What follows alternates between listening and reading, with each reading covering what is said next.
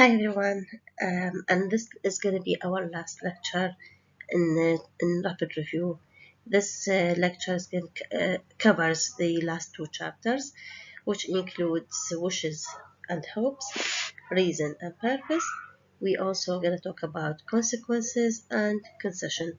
Finally, I will end with contrast using only however. In the first place, we have wishes and hopes. First of all, this slide tackles wishes. Sorry for lots of highlights that comes from the lecture that we had today. When we talk about wishes, we said that wishes express unreal and contrary to fact desires in a way that some desires can be unreal, desires cannot be easily achieved, and there are also possible wishes which are related to the future. If your wish is unreal or unachievable, can be either in the past and can either be in the present. If your wish is about the present time, and like I said, it is contrary to fact, which is not achievable, this is usually expressed in one tense back, which is in the past. If your wish is about the past, and in this case it is expressed using the past perfect. Okay, so if you look at the following two examples, Mary wishes that John attended the party. If you look at the verb wishes, it's in the present, and the verb in the that clause is in the past. In the other sentence, John wished that he had attended the party. By the way, in the two cases, she knows that he's not going to attend the party, but she wishes that he attended the party. In the second place, the party took place, and John didn't go to that party, but he wished that he had attended the party. So this is the first part related to wishes. In the second place, wishes which are related to the future, and these wishes are possibly occur. We've got two types of structure. The first one is when it is followed, or when wish is followed by indirect object and direct object. We wish you a Merry Christmas. We said in our lecture, we wish you a happy birthday. Okay, and we wish you a quick recovery, for instance. So, we is the subject, wish is the main verb, you is the indirect object, and a Merry Christmas is the direct object. We also have the structure of wish followed by infinitive. Sally doesn't wish to submit the assignment. By the way, this is synonym to want. It means doesn't want to submit the assignment, but this is a more polite way to say doesn't want to. And talking about hopes, hopes refer to something which is unknown, something you don't know, and you hope something to happen. And this hope can be about the past, it can be about the present, and it can be about the future. We mentioned in our lecture these hopes can be expressed related to the speaker himself. It can be not related to the speaker. It might be related to somebody else. And we've got the other two types of hopes. Some of them are related to the present unknown, and the other type is related to the past unknown. Okay, if we look at the structure of these four types individually.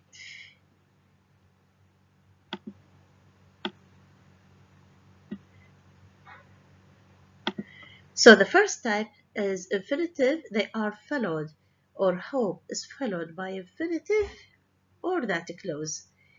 Okay, for example, Jane hopes to pass the exam.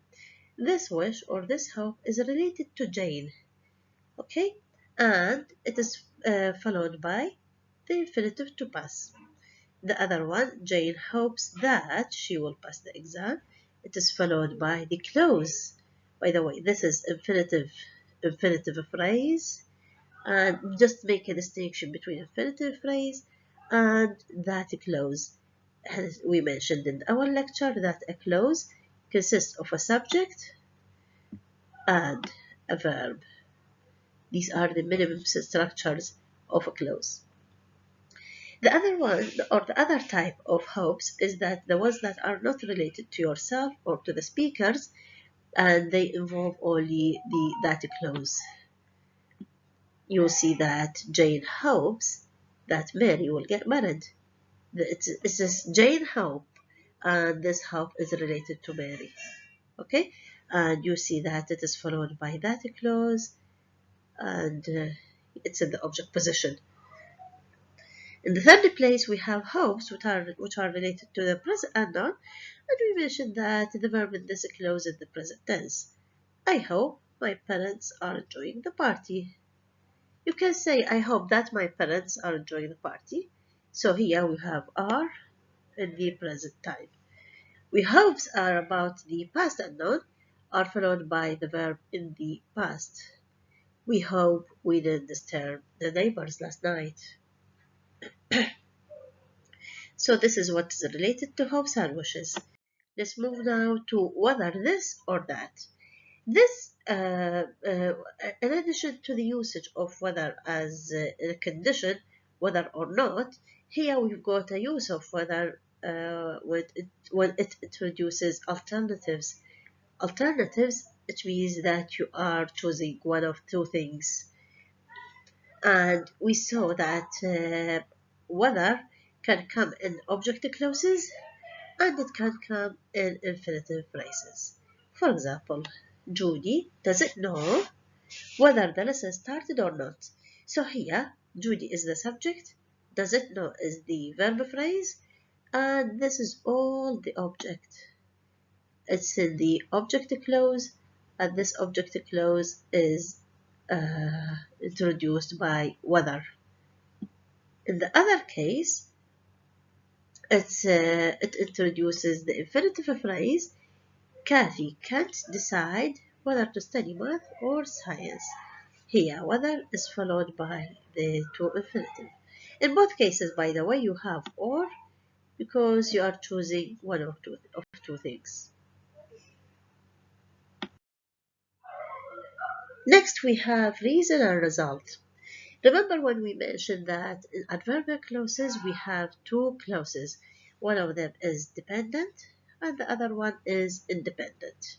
We also mentioned that because, as, and since, they all occur in the reason clause, which is the dependent one. It's the clause that gives the reason why something is happening. And the result clause is usually the dependent one. So, in this clause, in the following sentence, we have the clause or the sentence, because he's tired, my dad stayed home this week. Yani the reason behind staying home this week is because of being tired. That's why you see this is the reason and here's the result. Our job here in this sentence is to substitute because with because of. Usually it is said that because of is to be followed by noun. Okay? So because of is usually followed by a noun. So we'll change the sentence into because of. Because of his tiredness. By the way, you notice that you need to do two things in this sentence. You've got he is tired. حولناها he, we changed it into object form of his. Tired, we changed it to being a noun. Because of his tiredness, my dad stayed home this week. We still have a dependent clause and we still have the result clause, but only the structure or the grammatical structure changed of the dependent clause. We also have got the alternative or the opposite way or the opposite type of these clauses. We have, in some cases, we have the reason is the independent clause and the result is the dependent clause. And we mentioned that this is the informal. So, George is interested in geology. This is the reason. As a result, or consequently, what did he do? He changed his program. So we connected these two sentences using the tool so, and we placed a comma between the two clauses. In some other occasions, which are more formal cases, which we are gonna use the words therefore, thus, consequently, as a result.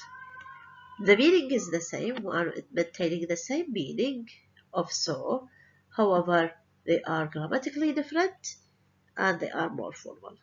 Being grammatically different is that they introduce a new sentence. In a way, you don't need to place a comma here. You are going to substitute this comma with a full stop and use another tool. Let's look at our sentence. We've got the sentence, Anne broke her leg. Okay, this is the reason. So she missed the semester. So, comma, and then we have so.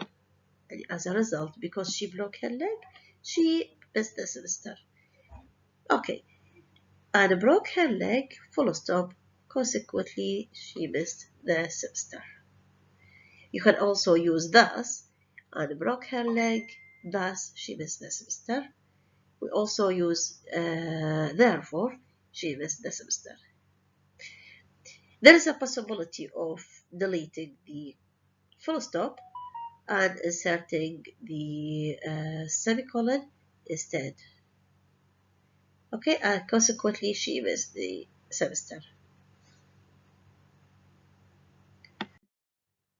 Now we have so that expresses a result, and this result is a function of the degree of characteristic. For example, you are describing a characteristic of somebody, and as a result of that characteristic, something else happens. For instance, the manager is so strict. يعني we've got this adjective, okay, with his employees that they have to arrive at time. So strict that they have to arrive at time. You can delete with his employees to make it clear. The manager is so strict that his managers have to arrive at time.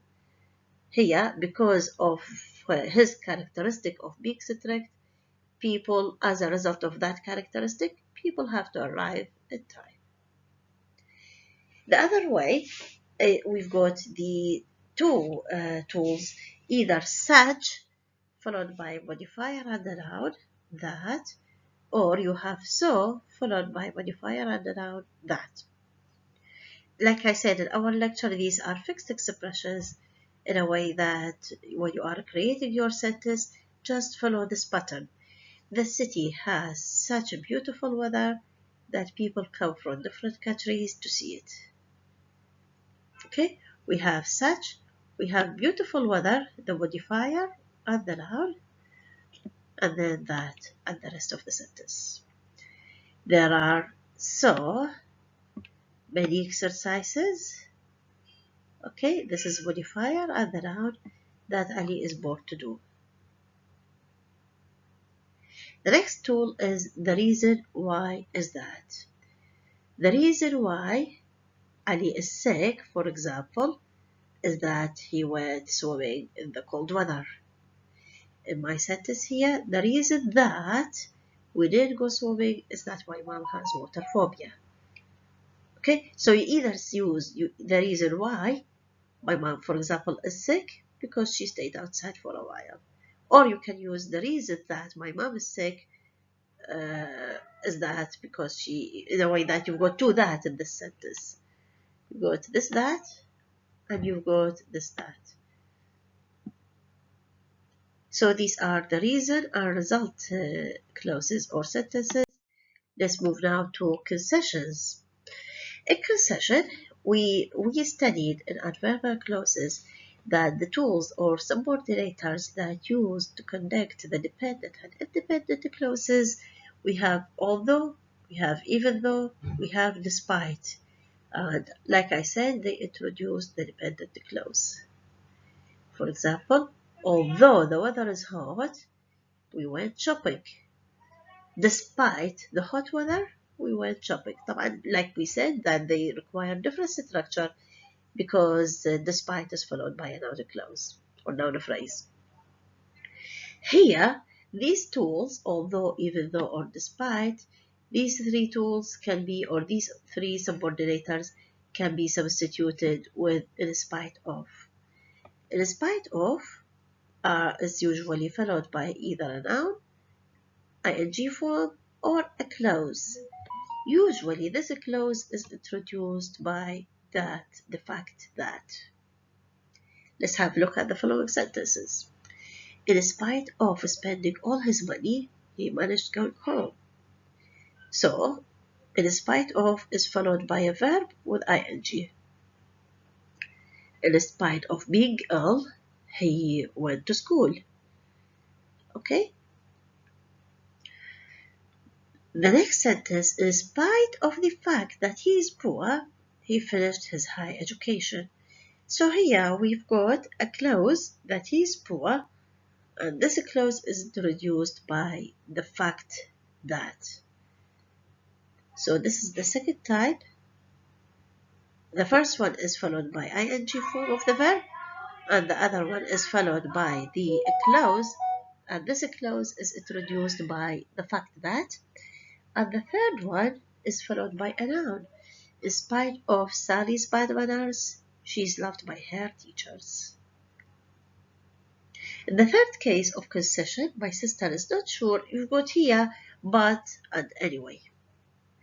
This is somehow similar to contrast, which we will have in the next slide. However, the other one is not included, doesn't have anyway. Alright, my sister is not sure of her answers, but she's got a high mark anyway. Okay, again, this is a fixed structure having both but and anyway. Yani, you've got but, there's something in the middle, and then anyway at the end of the sentence. In my last slide, I'm talking about the use of however. However is of the same meaning of but. Okay, however, they have two different structure. It indicates the contrast with another statement. Like when we say, for instance, my brother is clever, but he's lazy. I mean, he's smart, but he's lazy. Okay, my brother is smart, however, he's lazy. So here, it is not sentence connector in a way that it doesn't join two sentences together. It just indicates the contrast between two different ideas. And the other feature of however, it can occur in different places in the sentence. يعني, it can occur either at the beginning of the second sentence, it can occur in the middle, or at the end, or in the final position. Let's look at the following examples. My dad hopes to live in England, but he must work in Iraqi universities for 5 years after his graduation. So here we've got two sentences, and these two sentences are connected. This is what we mean by connector. This is sentence connector, but, okay, however is not a sentence connector. What does it do? We substitute the comma, this comma, we substitute it with a full stop, and we insert however. My dad hopes to live in England, full stop. However, he must work in Iraqi universities for 5 years after his graduation. We also have, however, in the middle position of the second sentence, my dad hopes to live in England, full stop. He must, however, work in Iraqi universities. You see that you have to separate it from the rest of the sentence by two commas, which means that you are inserting something within the flow of the sentence. Okay, and in the final sentence, my dad hopes to live in England. He must work in Iraqi universities for 5 years after his graduation, comma, however. Okay, so this is the end of our lecture today. Thank you very much for your attention, and wish you good luck in your exams.